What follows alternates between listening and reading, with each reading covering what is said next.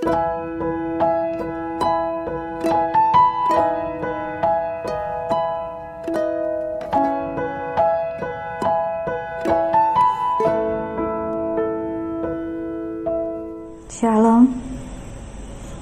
nama saya Bu NN. Saya mau menyaksikan bagaimana saya bisa melewati lembah kekelaman dalam hidup saya, di mana rumah tangga saya mengalami prahara hidup. Rumah tangga yang kami bina selama 15 tahun hancur berkeping-keping. Kami pacaran selama 4 tahun, berjuang bersama. Suami waktu itu juga masih pegawai biasa. Kami saling jatuh cinta. Saya yang membawa suami saya untuk mengenal Tuhan. Sampai akhirnya dia memutuskan untuk dibaptis dan masuk Kristen. Walaupun keluarganya waktu itu belum percaya Tuhan. Akhirnya kami memutuskan untuk menikah. Pernikahan kami tidak ada masalah. Pekerjaan suami cukup diberkati. Dan dia mulai dipromosikan, naik pangkat, bahkan sampai pindah ke kota besar. Nah, karirnya semakin naik dan kami memiliki kehidupan yang semakin diberkati oleh Tuhan. Waktu itu saya masih bekerja, tapi ketika suami sudah semakin naik karirnya, saya memutuskan untuk tidak bekerja. Namun dalam perjalanan waktu selama 15 tahun, kami belum dikaruniai anak. Sikap suami kepada saya baik-baik saja. Demikian pula sebaliknya, saya juga nggak ada masalah dengan suami. Walaupun ada perselisihan, itu pun biasa. Dalam rumah tangga sedikit-sedikit pasti ada. Kami semuanya selesaikan dengan baik-baik saja. Suami juga tidak mempersoalkan saya punya anak atau tidak. Bahkan dia bilang punya anak tambah-tambah repot, banyak biaya, banyak pengeluaran.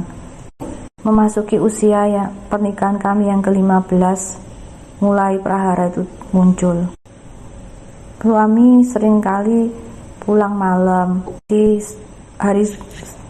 hari-hari tertentu, di waktu libur kantor pun dia masuk kerja. Saya tidak menaruh curiga waktu itu, karena memang suami saya seorang pekerja keras. Dia cukup bertanggung jawab di perusahaan tersebut. Apalagi dia salah satu pimpinan di perusahaan itu. Waktu memutuskan untuk dipindah tugaskan ke kota besar, saya juga mengikuti dia. Tetapi saya tidak menaruh curiga apa-apa. Saya kadang-kadang beberapa bulan sekali saya ingin pulang ke kota saya untuk menemui orang tua saya. Itu pun karena persetujuan suami. Dia yang mendorong-dorong saya untuk pulang. Dan saya kagum dengan suami saya. Ternyata saya tidak tahu kalau itu semuanya hanya taktik dia untuk bisa bebas leluasa berhubungan dengan wanita tobat. Lama-kelamaan saya menaruh curiga. Kok dia kalau saya tinggal kok seperti yang dulunya suka telepon-telepon saya, jadi nggak telepon-telepon lagi. Tahan saya yang sering-sering telepon dia. Sikap dan kata-katanya sudah mulai berubah.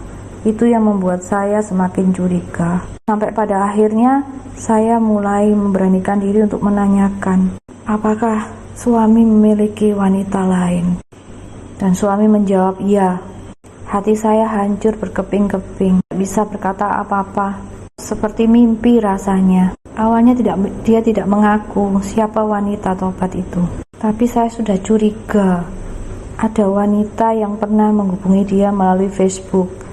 Tetapi setelah saya cek di Facebook, wanita tersebut adalah istri hamba Tuhan. Dalam hati saya, nggak mungkin lah kalau sama istri hamba Tuhan berani macam-macam. Lagi waktu saya cek di Facebook itu, dia juga ada anak 2. Waktu saya tanyakan ke suami apa benar itu dia berkata tidak. Suami meminta saya untuk tinggal bersama dengan orang tua. Saya diminta untuk menceraikan dia, tapi saya tidak mau. Saya memilih untuk bertahan. Saya bilang, Tuhan tuh benci perceraian. Apa yang telah dipersatukan oleh Tuhan tidak bisa dipisahkan manusia. Dia ngomong, ya sudah, kalau kamu nggak mau menceraikan saya akan menceraikan kamu.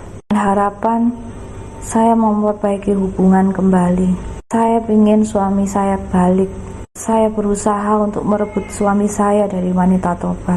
Ternyata apa yang saya duga terbukti. Wanita tobat itu adalah istri hamba Tuhan yang saya lihat di Facebook. Saya tidak habis pikir bagaimana dia tega merusak rumah tangga saya. Apalagi dia memiliki 2 anak perempuan yang sudah menginjak remaja. Saya pernah menelpon dia. Saya tegur dia. Dia mengatakan, kalau pernikahan tidak ada cinta, buat apa rumah tangga dipertahankan? Saya tidak menyangka seorang hamba Tuhan bisa berkata seperti itu. Lalu saya ingatkan, kamu punya anak perempuan, kamu tidak takut akan hukum tabur tuai? Jawabannya cuma enteng aja. Itu urusanku. Iblis telah membutakan pikirannya. Posisi Warto waktu itu masih di luar kota. Dia berusaha untuk menghubungi suami saya melalui chatting, telepon, video call, ketemuan di hotel, dan sengaja dia mengajari suami untuk tidak lagi menafkahi saya, mengajari untuk memulangkan saya ke kota saya.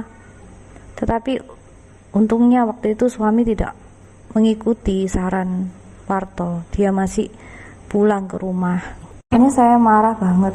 Tuhan minta bantuan hamba Tuhan untuk memberikan saya kekuatan. Dan juga saya mendengar khotbah Ci Eli di YouTube. Sungguh sangat menguatkan saya. Saya tergerak menghubungi Ci Eli. Ternyata Ci Eli baik banget. Dia merespon WA saya dan menghubungi saya balik. Ci Eli mengingatkan saya untuk 3B, bisu, buta, budek. Saya praktekkan. Peperangan saya bukan melawan darah dan daging, tapi saya melawan roh-roh jahat di udara. Saya berusaha tetap tenang dan tegar. Tuhan beri saya kekuatan yang baru. Saya masih bisa tidur nyenyak dan masih bisa makan enak. Damai sejahtera Allah itu memang ada loh. Tuhan itu hidup. Walaupun kenyataan yang saya hadapi sungguh-sungguh tragis. Saya mendengar wanita tobat itu menggugat cerai suaminya. Awalnya pertemuan suami dengan wanita tobat sebulan sekali. Waktu sidang perceraian dia berjalan, yang awalnya sebulan sekali jadi sering sebulan 2 kali. Setelah sidang perceraiannya selesai, dia kos di kota besar. Suami yang awalnya meninggalkan saya sebulan sekali menjadi seminggu sekali. Pedih hati saya berusaha tenang di depan dia. Tapi ketika dia tidur, saya menangis jadi-jadinya di kamar. Saya berdoa pada Tuhan. Bagaimana Tuhan saya menghadapi suami yang seperti ini? Saya mendengar suatu suara yang lembut banget. Tuhan berkata, mengasihi, mengampuni. Saya tidak bisa berkata apa lagi. Saya mau taat. Saya mau tunduk apa yang Tuhan kehendaki. Saya memutuskan untuk memilih melayani dia. Saya mengasihi dia dan saya tidak mengingat-ingat dosanya. Saya berusaha tabah untuk tetap menganggap dia sebagai suami yang baik. Saya tetap bersikap manis dan menyiapkan semua kebutuhannya. Tapi sikap suami tidak berubah. Dia tetap saja menghubungi wanita tobat. Tetap telepon-teleponan dan mencueki saya. Waktu itu saya tetap mendengar khotbah-khotbahnya Ci Eli. Bahkan di sela-sela suami saya telepon dengan wanita tobat, saya mengambil gitar saya menyanyi. Tuhan memberikan saya kekuatan. Di situ saya merasakan damai sejahtera. Akhirnya suami memutuskan untuk menceraikan saya. Karena dia pikir dia sudah nggak mungkin lagi mempertahankan pernikahan ini. Suami bilang dia tidak cinta saya. Tentu saja itu juga karena wanita tobat. Apalagi wanita tobat sudah menceraikan suaminya. Surat cerai datang juga akhirnya. Waktu itu orang tua saya yang mengabari saya kalau ada surat dari pengadilan. Saya kaget, saya syok. Saya tidak menyangka suami saya setega itu kepada saya. Akhirnya saya memutuskan untuk pulang ke kota asal saya. Singkat cerita, saya diceraikan suami saya. Waktu itu lawyer saya menawarkan untuk banding. Saya berdoa pada Tuhan. Saya mengembalikan semuanya pada kedaulatan Tuhan. Peristiwa yang saya alami sungguh menyakitkan. Saya butuh waktu untuk menyembuhkan sakit hati saya. Saya minta Ci Eli untuk mendoakan saya. Ci Eli katakan, sudah nggak usah banding. Biar saja nanti Tuhan yang membalas. Fokus sama Tuhan saja. Setelah diputuskan cerai, benar, akhirnya suami saya menikah dengan wanita tobat. Tapi saya sudah nggak sedih lagi. Saya memutuskan untuk semakin mendekatkan diri pada Tuhan. Saya berdoa pagi tiap hari, dengar khotbah-khotbah dari Ci Eli dan hamba-hamba Tuhan yang lain, dan rutin mengikuti ibadah onsite di PD Victory.